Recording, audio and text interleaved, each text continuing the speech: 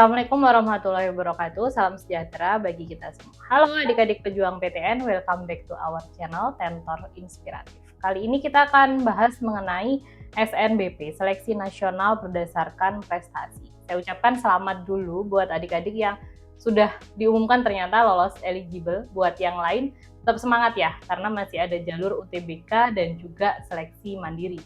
Buat yang lolos SNBP pun nggak boleh langsung santai ya, karena itu bukan jaminan kalian pasti keterima di PTN pilihan kalian. Itu kuotanya 20% untuk masing-masing prodi, minimal 20% untuk masing-masing prodi. Jadi tetap harus persiapan UTBK, karena di UTBK itu kuotanya banyak, 2 kali lipat, sekitar 40%. Oke, nggak usah lama-lama, langsung aja kita mulai pembahasan kali ini. Jadi kali ini kita akan bahas mengenai SNBP, Seleksi Nasional Berdasarkan Prestasi. Jadi saya jelaskan mulai dari awal tapi secara umum saja ya, singkat, agar kalau misalkan ada orang tua juga yang menonton, bapak ibu yang menonton, itu juga bisa paham tentang seleksi terbaru sekarang ini. Aturan pelaksanaan SNBP 2025, itu yang pertama adalah siswa SMA, SMK, atau MA kelas terakhir pada tahun 2025 yang memiliki prestasi unggul. Artinya, cuman sekali kesempatan aja, jadi dimanfaatkan sebaik-baiknya. Kemudian, siswa yang dinyatakan eligible atau siswa yang memenuhi kriteria dan harus memiliki akun SNPMB. Jangan lupa untuk membuat akun SNPMB.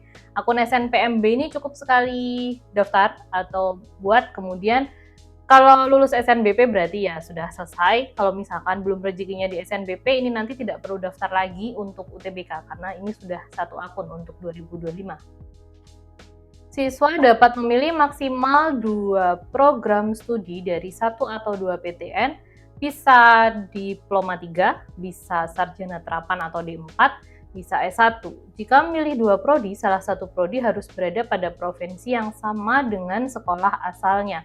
Jadi kalau hanya memilih satu prodi, itu bebas dimanapun. Misalkan sekolahnya di Jawa Timur, maka bebas mau pilih di provinsi mana, di Bali juga boleh, di Jakarta juga boleh, bebas. Tapi kalau memilih 2 prodi, salah satunya harus ada di wilayah Jawa Timur. Jadi misalkan tadi sekolahnya di Jawa Timur, maka salah satunya harus ada UB atau UNER atau UNESA, pokoknya yang ada di Jawa Timur.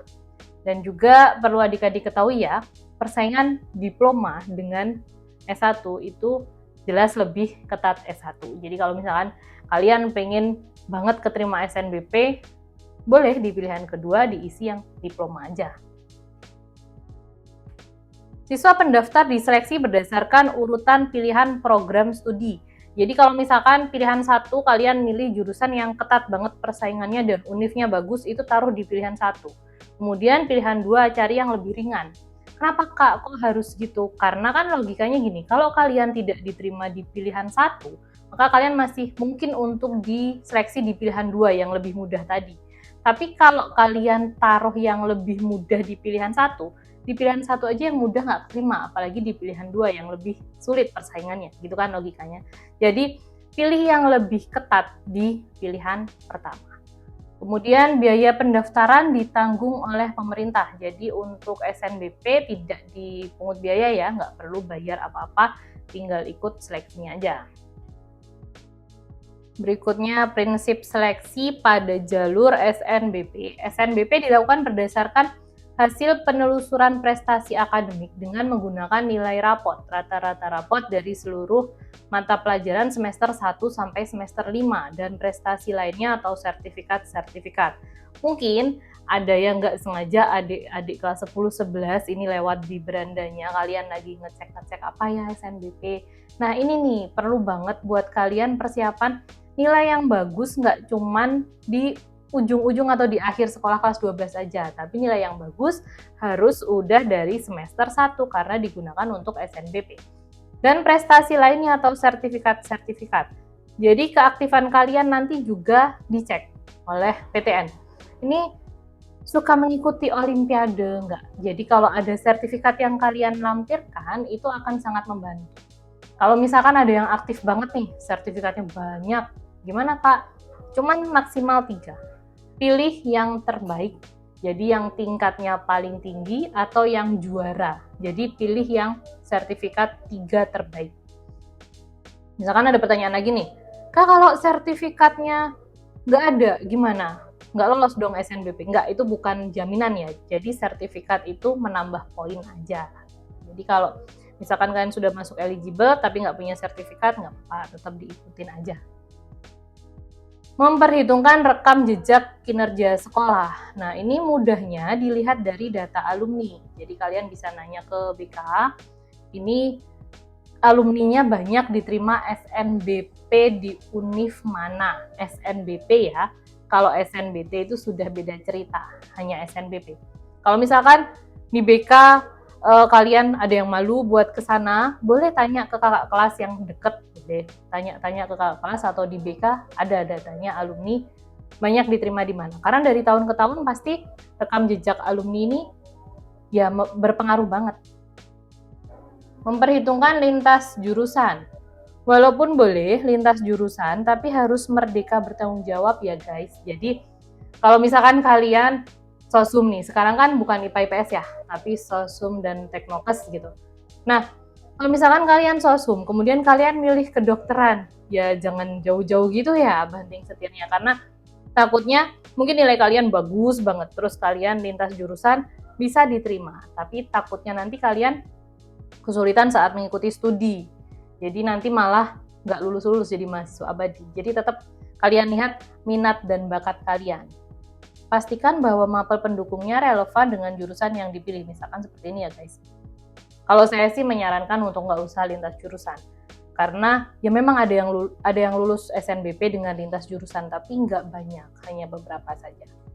Contohnya kayak gini ya, misalkan pilih jurusan kedokteran, maka dibutuhkan mapel pendukung atau nilainya dilihat nilai biologi dan atau kimia. Sedangkan anak sosum kan nggak punya nilai ini di semester di kelas 11. Nah, kelas 11, kelas 12 nggak ada, jadi otomatis kalah poin. Hubungan internasional, ekonomi, dan sejarah, ini yang dibutuhkan nilainya. Jadi kalau anak sosum sebaiknya tidak pilih kedokteran, anak sosum sebaiknya pilih yang seperti ini aja. Anak saintek atau teknokes pilih yang jurusan seperti ini aja, amannya begitu. Jadwal SNBP 2025. Kita sampai di sini nih. Jadi pengumuman kuota sekolah sudah, masa sanggah sudah, registrasi akun SNPMB oleh sekolah. Ini bukan kalian yang mikirin ya, tapi sekolah. Pastinya semua sekolah sudah prepare untuk ini. Pengisian PDSS, jadi nilai rapot kalian dimasukkan ke situ. Terus registrasi akun SNPMB siswa itu 13 Januari sampai 18 Februari. Nah, bagi yang nonton ini ternyata belum registrasi akun SNPMB, ayo gas, segera registrasi aja. Ini cuma registrasi doang kok. Jadi daftar SNBP-nya nanti. Jadi yang penting registrasi dulu. Takutnya kalau di akhir nanti ada itu down sistemnya ya. Jadi mending sekarang aja segera. Nah, pendaftaran SNBP 4 sampai 18 Februari 2025. Nah, di sini nih PR kalian, ini adalah utamanya, penentu faktor utamanya ya. Kalian akan lolos atau enggak di SNBP ini. Jadi banyak strategi yang harus dipersiapkan karena ini persaingannya sangat ketat, memperebutkan minimal kuota 20% itu tadi. Nanti saya akan bantu bagaimana strateginya. Pengumuman hasil SNBP-nya 18 Maret 2025. Semoga semua yang nonton ini dapat biru ya. Biru artinya selamat diterima SNBP. Masa unduh kartu peserta SNBP 4 Februari sampai dengan 30 April 2025. Berikutnya strategi lolos SNBP 2025. Sorry, saya belum edit ini tanggalnya. 2025 ya maksudnya. Wait, sekalian aja saya edit ya. Karena strateginya sama dari tahun ke tahun, dan untuk SNBP tahun ini juga emang tidak ada perubahan. Aturannya seperti yang tahun kemarin tidak berubah. Hitung nilai rata-rata semua mata pelajaran, hitung nilai rata-rata mapel pendukung prodi, cantumkan 3 sertifikat terbaik, sebaiknya sesuai dengan jurusan yang dipilih, yang linear. Ketahui data alumni di PTN tujuan melalui kakak tingkat atau BK. Sebentar, biar kalian bisa screenshot ya. Silakan. Ini adalah strateginya. Jadi nilai rata-rata itu buat perbandingan. Apalagi kalau kalian dapat datanya, kelas kemarin lulusnya di jurusan apa, kemudian di universitas mana, dan nilai rata-ratanya berapa, kalian buat compare dengan nilai kalian sekarang itu bisa banget. Jadi biar kita lebih besar peluang lulusnya. Berikutnya analisis penilaian SNBP, akreditasi sekolah, nilai rata-rata rapot, komponen penggali minat dan bakat, nilai rapot maksimal 2 mata pelajaran pendukung dan sertifikat, keketatan daya tampung dan kuota. Indeks wilayah, pilih jurusan di dalam atau luar provinsi, alumni PTN dan alumni jurusan, ranking paralel. Ini nanti gampangnya kalau kalian ikut analisis gratis dari kita, itu nanti kita akan kirimkan Google Form, tinggal kalian isi aja sesuai yang isiannya di Google Form-nya. Datanya aman tentu, tidak kami publikasikan. Daya tampung dan kuota prodi guys, jadi untuk memilih jurusan dan universitas nggak bisa asal ya, karena ini persaingannya begitu ketat, jadi kalian bisa pertimbangkan banyak hal, diantaranya keketatan. Kalau kalian ranking paralel 1, kemudian sekolah kalian sekolah favorit, itu kalian mungkin lebih leluasa. Nah, tapi kalau yang ada ketentuan dan lain-lain kan harus pertimbangkan banyak hal. Misalkan seperti ini, kalian lihat kedokteran, itu peminatnya tahun kemarin ada 1.500 lebih loh, sedangkan daya tampungnya cuma 60 kursi. 60 kursi ini berarti perbandingannya 1:26, jadi kalian harus mengalahkan 26 pesaing yang lain. Taulah ya kalau kedokteran. Bagaimana dengan jurusan yang lain? Nah, bisa dicek di sini. Ini ada yang lebih mudah persaingannya, misalkan seperti jurusan matematika atau jurusan akuntansi D3. Nah, kalau diploma biasanya memang keketatannya tidak setinggi yang sarjana. Gitu. Nah, ini bisa dicek di mana? Ini kita ngambilnya dari website resminya SNPMB BP3 ya. Adik-adik kalau misalkan ada yang belum tahu caranya, ini sekalian saya kasih tahu caranya bagaimana. Jadi tinggal masuk ke Google atau Mozilla atau apapun itu yang website browser kalian. Nah, caranya tinggal ketik SNPMB BP3, pasti sudah langsung keluar yang website Kemdikbud seperti ini. Nah, tinggal kalian klik websitenya, sering-sering masuk ke sini ya untuk cek info-info terbaru. Kemudian titik 3 kiri atas, kemudian pilih yang SNBP, lanjut ke daya tampung SNBP. Nah, ini akan muncul semua universitas di Indonesia, PTN akademik di Indonesia. PTN akademik ada PTN vokasi, ada PTKIN juga. Nah, kalian mau daftar kemana nih? Nah, bisa dicari sesuai yang kalian pengen tahu keketatannya. Misalkan aku mau UI Kak, Yellow Jacket. Nah, ini boleh misalkan dibuka UI di sini. Nah, pendidikan dokter bagaimana di UI? Peminatnya kemarin 1.720, kursinya tetap ya 20. Tuh ya, portofolio tidak ada. Biasanya yang ada portofolio itu seni dan olahraga. Oke ya, itu tadi caranya ya. Masuk ke websitenya, kemudian di titik 3 kiri, kemudian SNBP, daya tampung SNBP. Nah, sudah tersaji semuanya. Jadi kalian bisa mempertimbangkan, oh jurusanku ini mudah, jurusanku ini ketat. Jadi kalian bisa perhatikan nilai rapot kalian, rata-ratanya seperti apa. Kalau rata-ratanya nggak tinggi, kalian harus realistis ya, jangan pilih yang terlalu ketat atau terlalu sulit persaingannya. Cara menghitung rata-rata nilai rapot. Nah, ini teorinya saya tuliskan di sini. Bolehlah kalian screenshot. Ya, sudah. Nah, ini saya tunjukkan aja langsung bagaimana caranya.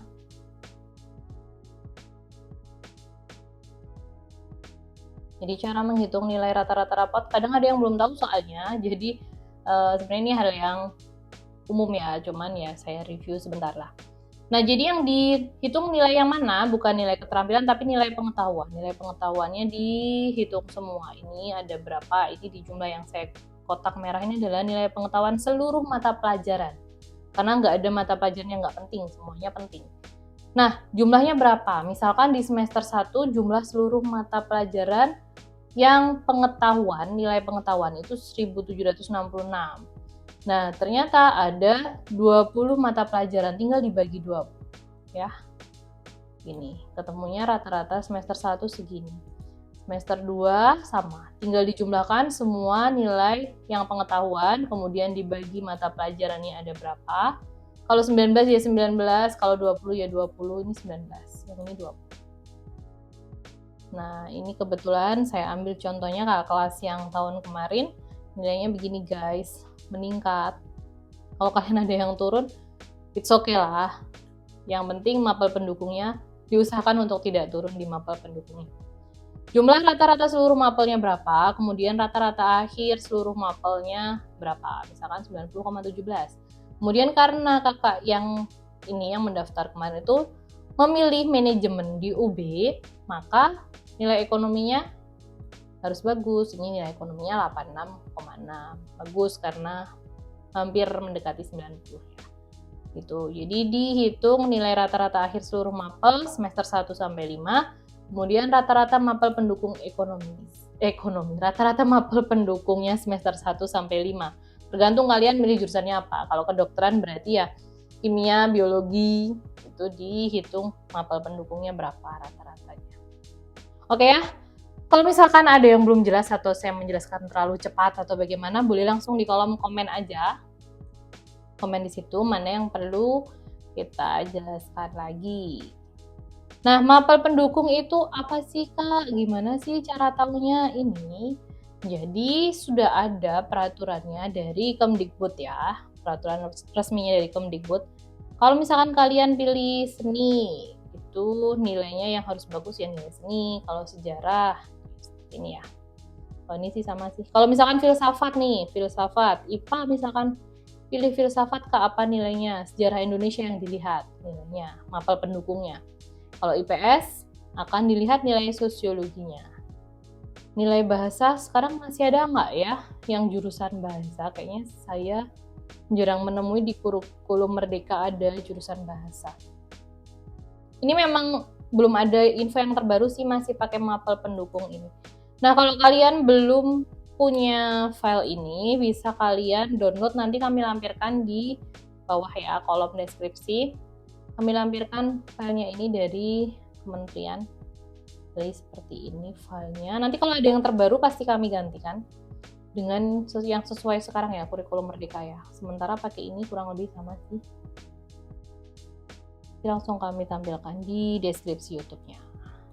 Nah, ini kalian mau cari jurusan apa? Misalkan mau ke prodi kimia atau biofisika atau astronomi, tinggal dilihat aja. Nilai yang perlu bagus apakah kalau astronomi? Oh, fisika dan matematika peminatan. Ini dilihat aja. Ada perencanaan wilayah, desain lengkap ya di sini. Ilmu atau sains gizi, ada hukum juga. Geografi, teknologi pangan, teknologi hasil pertanian, ada lengkap. Dah. Ini nggak mungkin saya tungguin kalian screenshot juga lama ya. Jadi kami lampirkan saja di bawah, silahkan di-download, bisa di-download.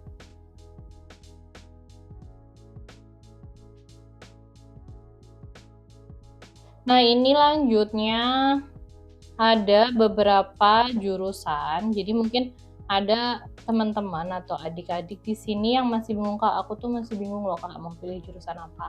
Boleh ya, nanti konsultasi sama kami aja, kami bantu. Bisa di kolom chat boleh, atau langsung WA ke admin, nanti saya kasih nomornya di sini ada. Nah, ini kita lampirkan beberapa aja, sedikit aja ya guys, durasi. Jadi ini jurusan kuliah yang memiliki banyak peluang kerja. Ini kita pakai referensi dari Jobstreet dan Finansialku, jadi nggak ngasal ya. Berdasarkan riset mereka yang sudah pasti akurat datanya. Bidang komputer atau TI, jurusan yang berhubungan dengan bidang komputer atau TI ini yang banyak peluang kerjanya. Di antaranya ada teknologi informasi atau TI, jurusan yang berkaitan dengan itu. Ada teknik informatika atau ilmu komputer, ada sistem informasi atau manajemen informatika. Nah, Teknologi informasi atau TI itu mempelajari tentang perkembangan teknologi baik perangkat lunak software ataupun perangkat keras hardware. Teknologi informasi merupakan gabungan ilmu komputer dan teknik informatika. Ini lapangan pekerjaannya. Ada AI engineer, ada web engineer, content creator, dan seterusnya. PTN-nya ada di mana? Ada di ITB, UGM, UNY, dan di ITS. Jurusan berikutnya adalah teknik informatika.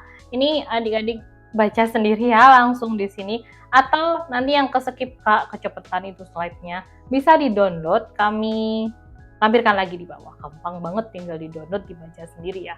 Ini kurang lebih yang berkaitan sama IT tadi, universitasnya di mana aja, kemudian deskripsinya nanti belajar apa aja, dan lapangan kerjanya bagaimana. Itu kalian baca aja sendiri di sini. Nah, ini buat penyemangat ya. Biar semangat. Kalau kalian bekerja di industri yang kaitannya dengan komputer tadi, kalau kalian fresh graduate itu gajinya sudah di atas UMR ya guys, sudah sekitaran 5 juta.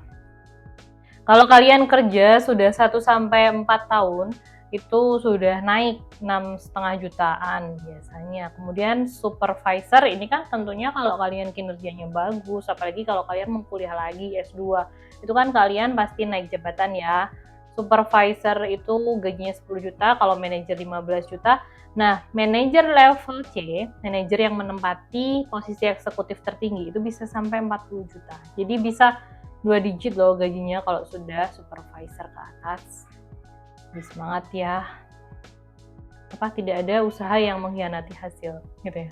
Atau kebalik ya. Pokoknya itulah, semangat lah. Nah, terus kedua bidang konsultan.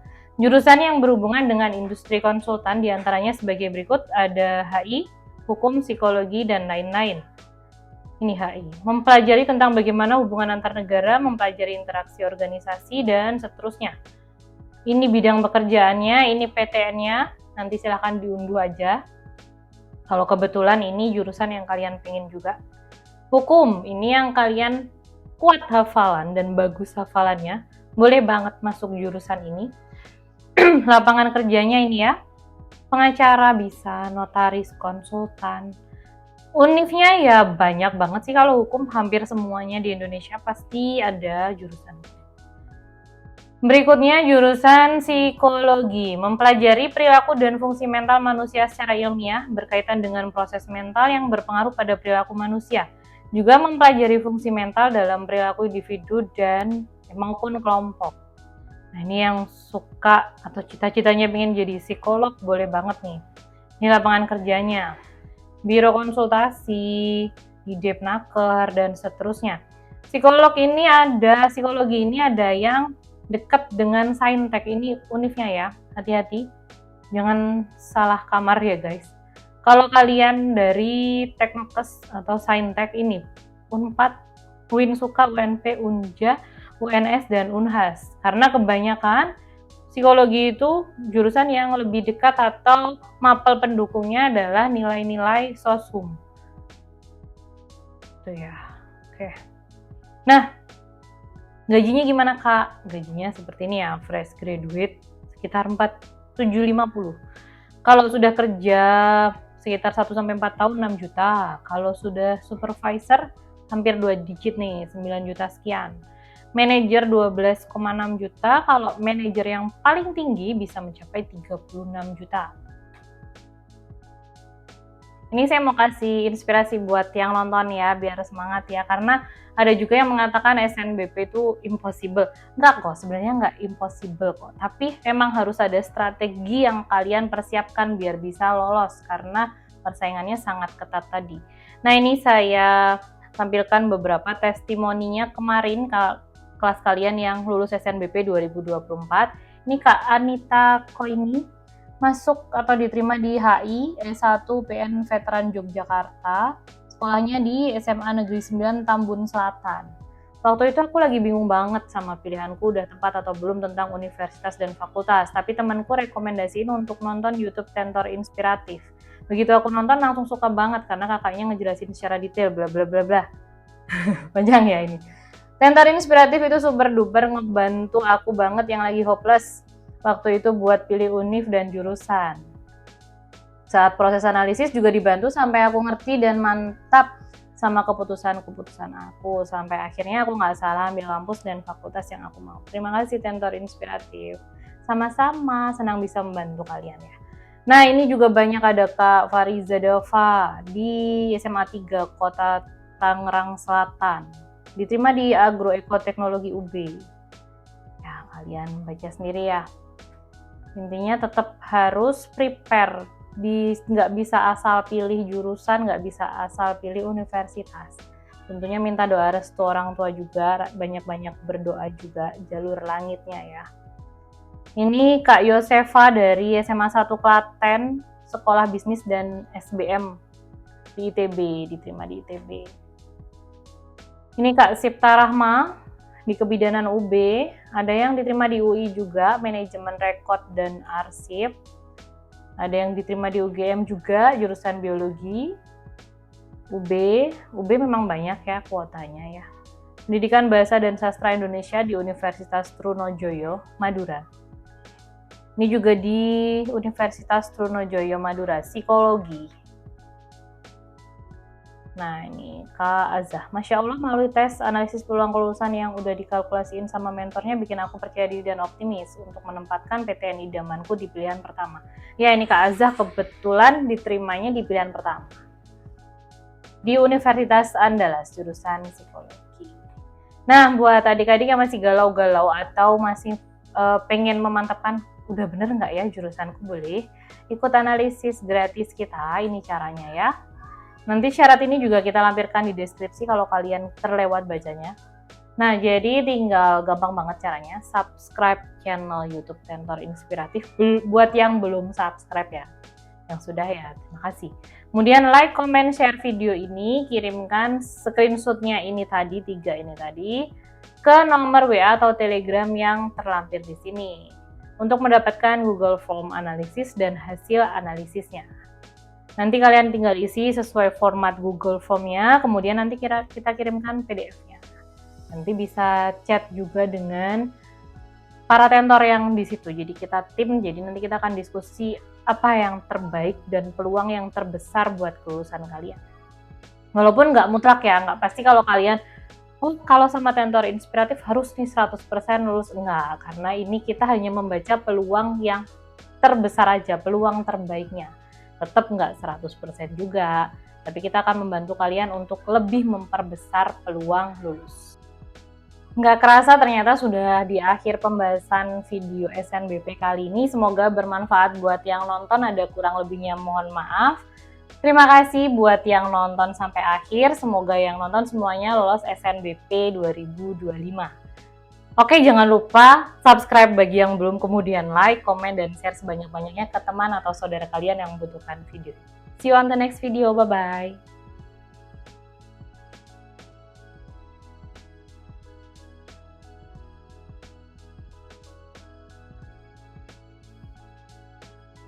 Ini analisis peluang kelulusannya berdasarkan nilai dan prestasi ya. Jadi bobotnya ini totalnya 100%, dari nilai rata-rata seluruh mapelnya 60%, kemudian nilai rata-rata mapel pendukung bisa 1 atau 2 tergantung yang di file PDF-nya yang tadi saya jelaskan. Coba dicek ada berapa mapel pendukungnya.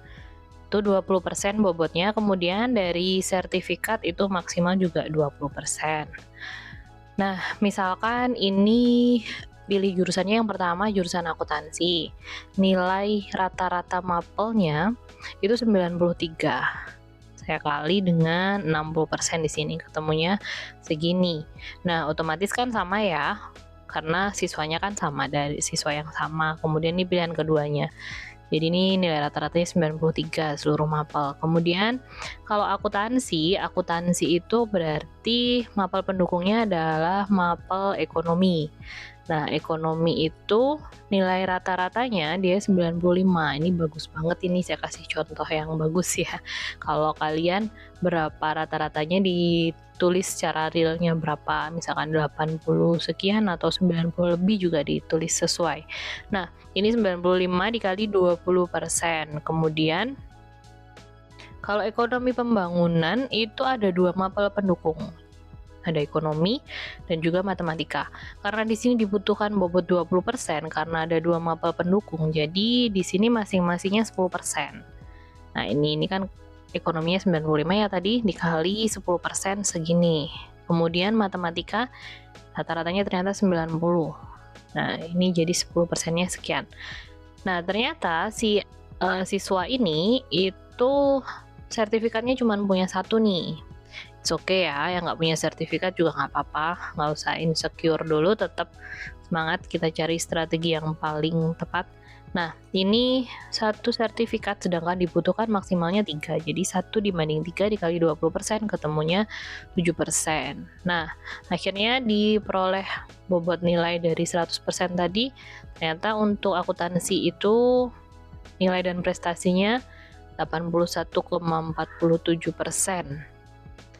Ini diperoleh dari ini ya. Ini ada rumusnya sudah saya tuliskan di sini. Jadi nilai rata-rata seluruh mapel ditambah mapel pendukung ditambah sertifikat. Ketemu bobot penilaiannya sekian. Kemudian kalau ekonomi pembangunan ini sedikit berbeda ya, karena tadi ada 2 mapel pendukung, ternyata matematikanya nggak sebagus ekonomi. Jadi ini sekian. Nah, nanti kita akan coba analisiskan seperti ini ya, guys. Jadi, misalkan namanya Nona nih, dari SMA di Surabaya. Nah, dia kan kalau pilih 2, yang saya jelaskan di awal ya, boleh salah satunya itu di luar provinsi yang sama dengan sekolahnya. Tapi salah satunya harus ada di dalam. Nah, kalau pilih cuma 1, bebas di provinsi manapun. Nah, kebetulan si Nona ini dia pilihnya sama-sama di provinsi yang sama dengan sekolahnya. Misalkan dia pilih jurusan akuntansi, jurusan favorit nih. Kemudian ada ekonomi pembangunan di universitas yang sama, misalkan pilihnya di UNER. Nanti kita akan ini data dari mana Kak diperolehnya. Nanti kalau kalian ikut analisis gratis ini, kita akan kirimkan Google Form-nya. Nah, dari Google Form itu kalian tinggal isi aja. Nanti kita yang akan analisiskan di sini. Akreditasi sekolahnya itu A. Kemudian kita cek dari yang laman SNPM BBP3 yang tadi saya simulasikan di awal. Itu ada untuk akuntansi UNER itu peminatnya kan 954 tahun kemarin. Nah, daya tampungnya ada 50 kursi untuk tahun ini. Nah, sedangkan ekonomi pembangunan sekian ya. Jadi ini saya bagi, ketemu keketatannya untuk akuntansi UNER itu 1:20. Jadi perlu mengalahkan 20 siswa lain untuk dapat di SNBP akuntansi UNER. Sedangkan di ekonomi pembangunan lebih ringan nih, 1:6. Nah, ini kenapa kita taruhnya ekonomi pembangunan di pilihan 2 ya, yang saya jelaskan di awal tadi sudah juga ya. Jadi kalau yang lebih mudah itu diletakkan di belakang, yang lebih sulit di depan. Kenapa? Karena misalkan ini nggak lolos, kalian masih bisa tersaring di pilihan kedua. Tapi kalau yang mudah kalian taruh depan, itu misalkan di yang mudah aja nggak keterima, apalagi di yang sulit, gitu kan logikanya gitu, logika sederhananya. Nah, kemudian kita akan lihat itu ada di mana lokasinya, dalam atau luar provinsi yang sama dengan sekolahnya. Kemudian alumni PTN-nya ada berapa siswa. Semakin banyak semakin bagus ya guys. Kak, kenapa sih Kak harus ada alumni? Kalau nggak ada alumni kan boleh-boleh aja. Itu nggak bisa kalau SNBP itu karena rekam jejak alumni sangat berpengaruh. Jadi kalau kalian mau coba yang non alumni itu sama kayak dobrak pintu yang lagi tertutup gitu loh, sulit itu. Jadi peluangnya akan besar jika banyak alumni. Beda lagi kalau SNBT itu sudah nggak pakai alumni, tidak ada ini masalah di luar atau di dalam provinsi, itu sudah bebas karena SNBT itu hanya berdasarkan tes nilai kalian sendiri. Kalau SNBP ini banyak yang harus dipertimbangkan dan diperhatikan. Jadi perlu rekam jejak alumni. Kemudian kalau ada alumni jurusan semakin bagus ya. Ini misalkan tadi Nona ada 1 yang masuk akuntansi UNER juga tahun kemarin SNBP-nya. Kalau alumni lihatnya yang sama ya. Kalau kita tanya alumni PTN SNBP ya SNBP. Kalau ada yang keterimanya SNBT Kak. Nah itu beda lagi, beda cerita. Udah nggak ada urusan dengan ini. Nah, ranking eligible-nya berapa? 17 kah atau berapakah? Nah, ini kenapa kita data juga? Karena khawatirnya temen kalian ada yang ranking eligible 1, dia memilih jurusan yang sama di universitas yang sama. Itu tidak kita sarankan ya. Karena biasanya di PTN itu di 1 tahun yang sama dia hanya menerima 1 siswa untuk jurusan dan universitas yang sama. Ada sih, tapi sedikit kasus diterima di univ yang sama, prodi yang sama di tahun yang sama ada, tapi hanya sedikit kasus. Nah, di sini kan kita nggak pengen lihat sedikitnya, kita kan pengen lihat yang peluang besarnya gitu. Jadi jangan sampai dikanibal sama temannya sendiri ya. Jadi ini kita perhatikan, ini ranking eligible-nya berapa. Kalau ternyata ranking eligible-nya sekian, diperhatikan ranking di atasnya ada yang milih universitas dan prodi yang sama nggak. Kalau nggak ada, aman gas aja. Kemudian untuk nilai dan prestasi yang tadi kita analisis di depan.